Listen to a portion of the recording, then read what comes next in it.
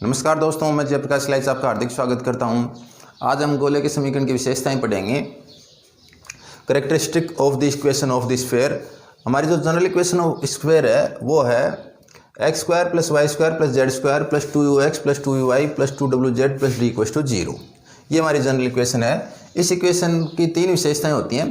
पहली विशेषता ये होती है कि एक्स स्क्वायर का गुणांक और वाई स्क्वायर का गुणांक और जेड स्क्वायर के गुणांक तीनों बराबर होने चाहिए। Coefficient of x square equals to coefficient of y square equals to coefficient of z square.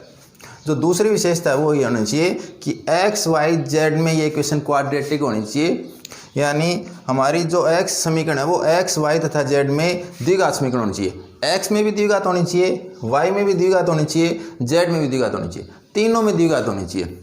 अगर मान लीजिए ये पद नहीं है तो ये समीकरण एक्स तथा वाई में तो द्विघात होगी, लेकिन जेड में एक घात की होगी या हो सकता है एक घात की भी ना हो, तो ये गोले की समीकरण नहीं कहलाएगी। तीसरी विशेषता होती है कि गोले के समीकरण में एक्स वाई वाई जेड तथा जेड एक्स के जो भी पद हैं वो विद्यमान नहीं होते, यानी terms of x y y z and z x are absent. किसी भी समीकरण में अगर एक्स वाई लिखा हुआ मिल जाए या वाई जेड लिखा मिल जाए या जेड एक्स लिखा मिल जाए तो वो गोले की समीकरण नहीं हो सकती। तो इन विशेषताओं से क्या पता चलता है, कोई भी गोले की समीकरण मिलेगी उसमें जो पद हैं उसमें ये पद जरूर मिलना चाहिए, a into x square plus y square plus z square. यहाँ पे a क्या है, नॉन जीरो कॉन्स्टेंट है, शून्य जो इस अचर राशि है। तो अगर a का मान 1 होगा तो हमें मिलेगा x square plus y square plus z square, जैसा कि इसमें दे रखा है। अगर a की वैल्यू 2 होगी तो 2x square plus 2y square plus 2z square. तो जैसे 2x square plus 2y square 2z square को हम देखते हैं तो x square y square z square तीनों के गुणांक बराबर हैं।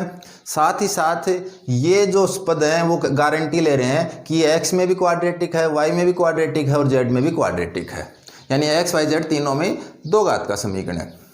इसके बाद में अगर देखें तो u v w और d कॉन्स्टेंट हैं, तो इनकी वैल्यू 0 हो भी सकती है और नहीं भी हो सकती। तो अगर किसी की वैल्यू 0 होती है तो उसका एक घात का पद, जैसे u की वैल्यू 0 हो गई तो x का पद नहीं मिलेगा, अगर v की वैल्यू 0 होगी तो y का पद नहीं मिलेगा, w की वैल्यू 0 हो गई तो z का पद नहीं मिलेगा और d की वैल्यू 0 हो गई तो कांस्टेंट टर्म नहीं मिलेगा। लेकिन x square y square z square ये तीनों हमेशा मिलने जरूरी हैं। एक क्वेश्चन से समझते हैं। जैसे आपको किसी ने इक्वेशन दे दी कि इक्वेशन है x square plus y square equals to a square. तो ये इक्वेशन स्फीयर की इक्वेशन नहीं हो सकती, क्योंकि ये x में द्विघात है, y में द्विघात है, लेकिन ये z में द्विघात समीकरण नहीं है। इसी प्रकार अगर मैं ये कहूँ x square plus y square plus z square minus 2x plus 5 equals to 0, तो ये समीकरण गोले की समीकरण है, क्योंकि ये इस समीकरण में x square y square z square तीनों के गुणांक हैं, तीनों के जो कोफिशिएंट वो इक्वल हैं। दूसरा एक्स वाई जेड तीनों में क्वाड्रेटिक इक्वेशन है। और तीसरा नए इसमें एक्स वाई का पद है, नए इसमें वाई जेड का पद है और नए इसमें जेड एक्स का पद है। तो हमें एक्स वाई वाई जेड और जेड एक्स तीनों ही पद विद्यमान नहीं है। तो ये गोले की समीकरण की तीनों विशेषताएं का पालन कर रहा है, इसलिए ये गोले का समीकरण है तथा ये गोले का समीकरण नहीं है। क्वेश्चन है समीकरण x square plus b y square plus c z square plus 2f y z plus 2g x z plus 2h x y plus 2ux plus 2y plus 2wz plus d equals to 0 एक गोले को निरूपित करेगा यदि equation जो दे रखी है ये एक स्फीयर को रिप्रेजेंट करेगी। तो उसके लिए क्या कंडीशन हो सकती है, पहला ऑप्शन है a equals to b equals to c, second option है f equals to g equals to h और थर्ड ऑप्शन है v equals to u equals to w और फोर्थ ऑप्शन है a equals to b equals to c and f equals to g equals to h equals to 0। तो अगर हमें पता है कि गोले की विशेषताएं क्या क्या होती हैं तो हम ये बता सकते हैं इजीली। तो सबसे पहले हमें पता है कि एक्स स्क्वायर का कोफिशिएंट, वाई स्क्वायर का कोफिशिएंट और जेड स्क्वायर का कोफिशिएंट, यानी तीनों के गुणांक बराबर होने चाहिए। तो ए और बी और सी बराबर होने चाहिए। तो यहाँ पे ए और बी सी बराबर दे रखा है और यहाँ पे भी ए बी और सी बराबर दे रखे हैं। दूसरे में पता है कि वाई जेड एक्स जेड और एक्स वाई के पद नहीं होने चाहिए। तो ये कब नहीं होंगे, जब एफ जी और एच तीनों 0 हों। तो एफ जी और एच तीनों 0 होने चाहिए। तो हमारा सही आंसर हो जाएगा फोर्थ ऑप्शन। बाकी ये एक घात के पद कांस्टेंट टर्म हो भी सकते हैं और नहीं भी हो सकते, उनसे कुछ फर्क नहीं पड़ता। तो हमारा करेक्ट आंसर है फोर्थ। अब व्यास के अगर गोले के व्यास के सिरे दे रखे हैं तो गोले का समीकरण कैसे लिखेंगे वो देखिए। ये मान लीजिए एक गोला दे रखा है, ये इसका कोई व्यास है।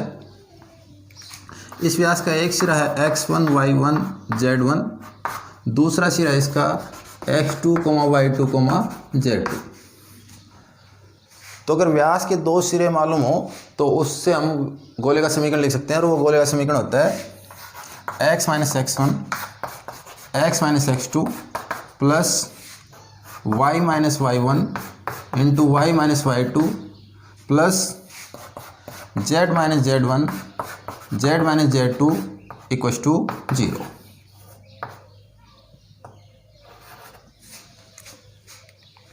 तो ये हमारे व्यास के सिरे दे रखे हो तो गोले के समीकरण इस प्रकार लिख सकते हैं। दूसरा, अगर हम इससे कहें कि इसके व्यास के सिरे मालूम हो तो इसका केंद्र क्या होगा, तो केंद्र हम सीधा इससे हिसाब लगा सकते हैं। अगर व्यास के सिरे दे रखे हैं तो केंद्र हमेशा जो सेंटर होता है वो इनका मिड पॉइंट होता है। तो अगर इसका सेंटर ज्ञात करना हो तो सेंटर होगा x1 plus x2 upon 2 y1 plus y2 upon 2 और z1 प्लस z2 अपॉन 2। अगर रेडियस पूछे तो रेडियस यानी त्रिज्या पूछे तो त्रिज्या हमेशा व्यास का आधा होती है, और व्यास हम निकाल सकते हैं दूरी सूत्र से। तो अगर हम कहें कि व्यास कितना होगा तो व्यास होगा यहाँ पे x2 माइनस x1 का whole square plus y2 minus y1 का whole square plus z2 minus z1 का होल स्क्वायर का रूट। ये हमारा व्यास है, डायमीटर है। और हमें कोई पूछे कि रेडियस निकालनी है तो डायमीटर में अगर हम 2 का भाग दे दें, उसे 2 से डिवाइड कर दें तो हमारी रेडियस मिल जाएगी। तो ये हमें इस प्रकार से पता चला कि अगर व्यास के सिरे दे रखे हैं तो गोले का समीकरण ये होगा, केंद्र ये होगा, सेंटर ये होगा, और रेडियस आर ये होगी। कई बार व्यास का समीकरण दिया होता है, उससे सेंटर वगैरह पूछ लेता है। जैसे मान लीजिए क्वेश्चन दे लेते हैं। क्वेश्चन है हमारा x plus 1 into x plus 3 plus y minus 2 into y minus 4 plus z plus 1 into z plus 3। ये किसी गोले का समीकरण है। तो हमें बताना है कि इस गोले का सेंटर क्या होगा। तो हमें इसे सोल्व करने की ज़रूरत नहीं है, पहले इसके व्यास के सिरे लिख लेंगे।